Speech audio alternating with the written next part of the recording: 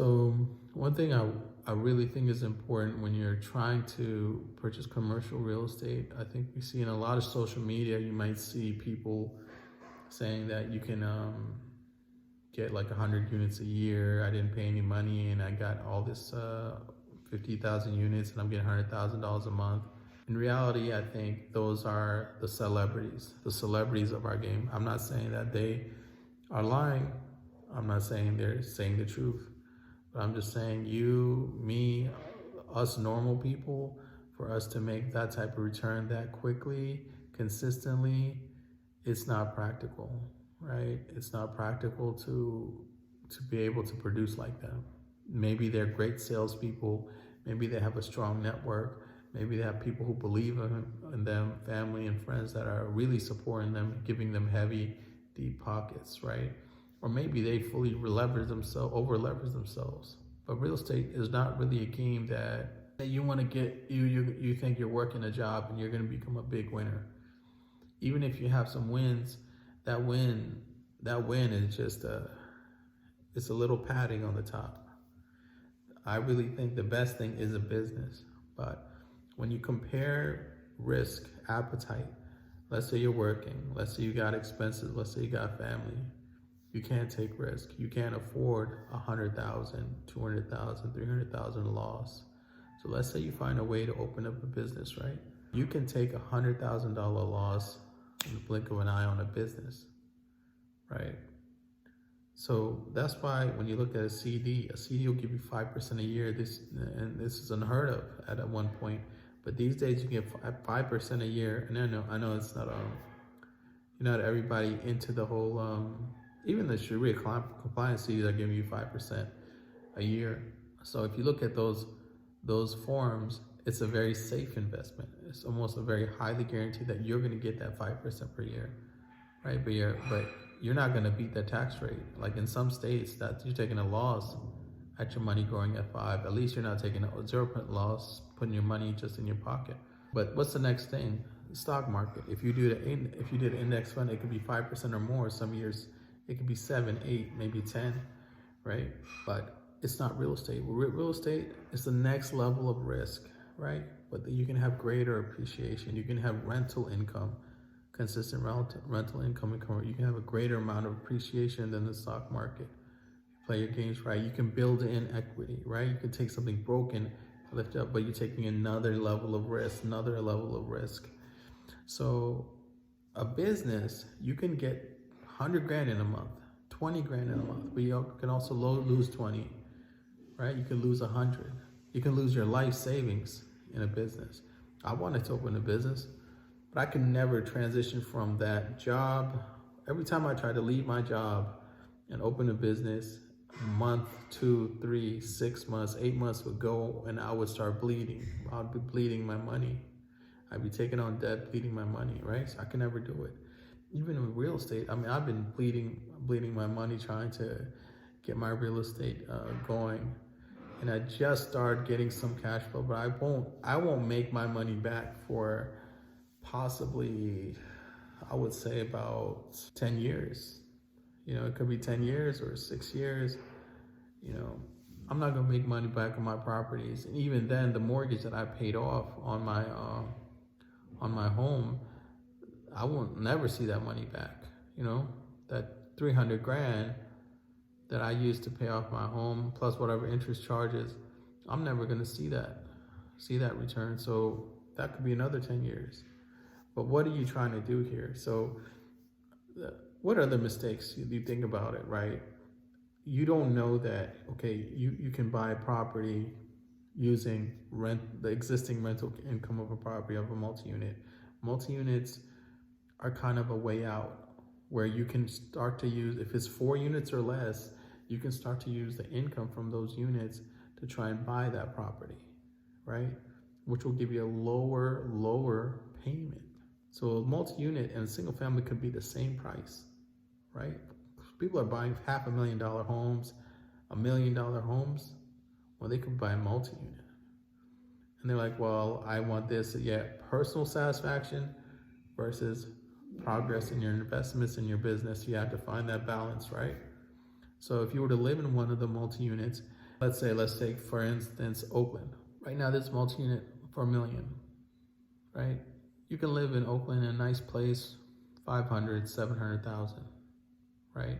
And then you could live in Cali and San Francisco for $1 million, right? Let's say you can't qualify for that $1 million house. Let's say you can't qualify for that $700,000 house. But I'll tell you what, I bet you if you get a $1 million house, 4 unit, and then 3 of those are rented out and there's 1 vacant, you might be able to find a loan that takes into account the DSCR value, right?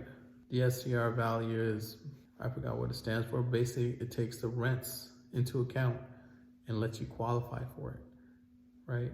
And you can have a 3% down on the property, right? So you could technically possibly own $1 million home that you couldn't qualify for $1 million home, but you could qualify $1 million multifamily.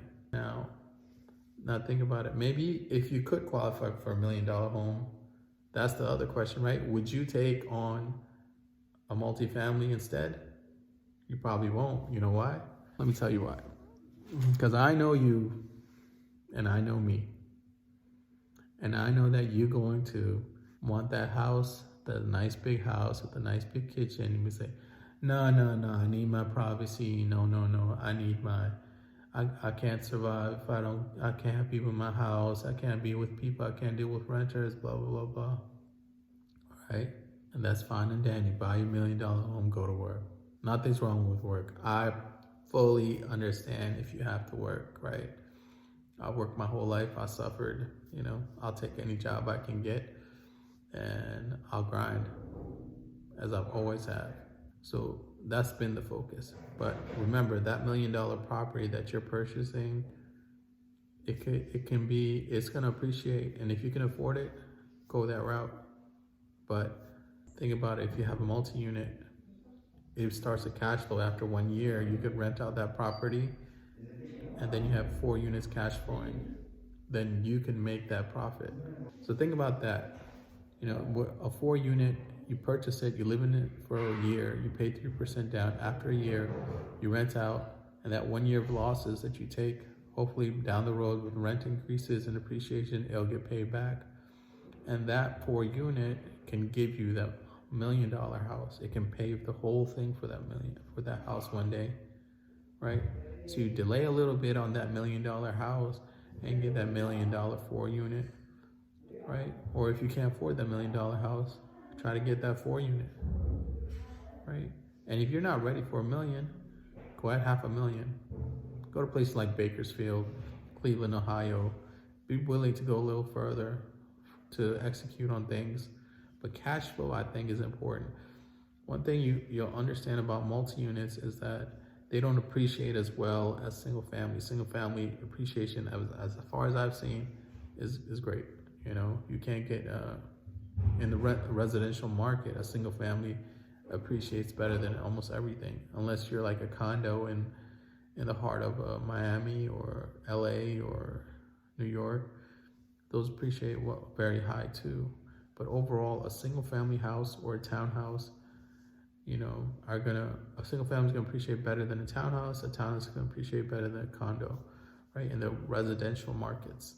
When you get into the commercial markets, things appreciate really high to where I think I really think the whole value of, so you'll start to see cap rates of like 4%, 3%. And I think they do that intentionally because they want the big boys to play. They want to get rid of you, right? So the valuations are huge and they're not making money like an individual isn't purchasing this. It's a group. It's a group that's taking a pool of investors that'll wait on their money, right? And purchase this property and give them their return in 5 to 10 years. I think that makes more sense for them, but it allows those people to play. If you were to play in that area, for you to make it worth it, you're talking about a 50% down payment. Now, okay, so let's say you wanted to get that Chick-fil-A, right? If you made a 50% down payment on a property. Chick-fil-A, let's say it's worth 10 million. You took 5 million down and made it cash flow. Your cash flow would be probably good, 50,000, maybe 100,000. But you just laid down 5 million into that property to buy that property. And you got to think that 5 million, could you have laid it down in a better way? Because it's in that Chick-fil-A just to make a cash flow. So if you take out any loans against that Chick-fil-A, you got to better make sure you can beat that mortgage. And that cash flow is not going to cover it. You see that? But if you're in an investment vehicle, if you have an investment trust and you got 40 million, 50 million, and you could pay down that thing, you're your own bank, right? So you can make a cash flow, you can pay it down at whatever rate, and you could work with your investors and be like, hey, we all bought this property. These are the terms that we need to do it at to make things work, right? So there's a lot of avenues for ins and outs. So why is it like that with these big investment firms? Because if you take $1 million and you get 2%, it's a massive amount of money. If you take, 100,000, you get 2%, it's nothing. Not a lot of people don't care about that money, right? So you got to think about it that way. So kind of a breakdown, you have to think about the risk measure as you go forward in this structure.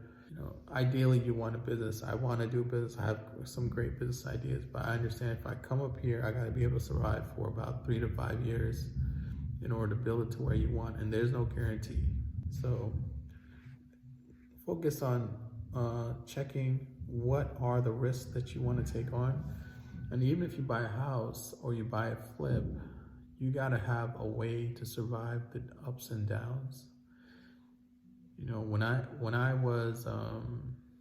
was rehabbing, we went through COVID. So in COVID, there was a lack of supplies, lack of inventory. IKEA's inventory was gone. Prices increased 3-fold, 4-fold. Contractors were double, triple timing me, right? So you gotta have some way to pull in extra income. And if you're pulling that extra income in loans, then now you got a loan to deal with, right? So it can easily start to swallow you up.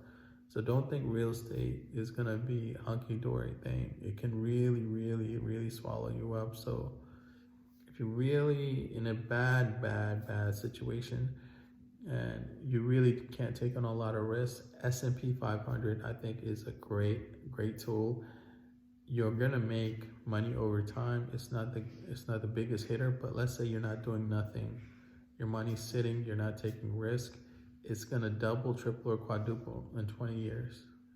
If you're constantly feeding it, $1,000 a month could end up being, $500,000 or $1 million in 20 years. At least you have that, right? So consider that.